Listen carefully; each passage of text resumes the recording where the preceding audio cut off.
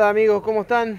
Hoy les traigo un trabajo súper sencillo, pero que se hace mucho en mi taller, sobre todo a la gente que hace albañilería, que usa mucho las palas, tienen el problema que los mangos o cabos de madera se rompen. Bueno, acá le hicimos uno a prueba de todo, de caño de gas, que es lo que más se encuentra por ahí que sobran las obras.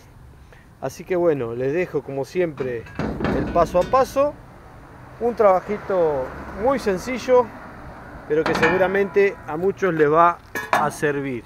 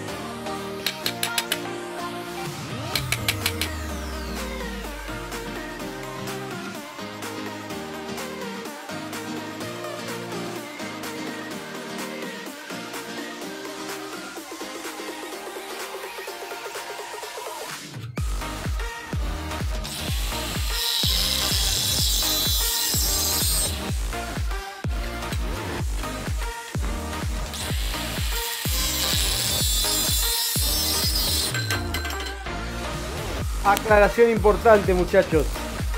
En este caso vamos a usar caño de gas. Este tiene aproximadamente 34 milímetros de diámetro. ¿Qué vamos a hacer? Vamos a sacarle la pintura, porque tiene una pintura epoxi que nos va a dificultar la soldadura y aparte es tóxica. Entonces toda esta parte la vamos a limpiar, donde vamos a soldar y sacar la pintura.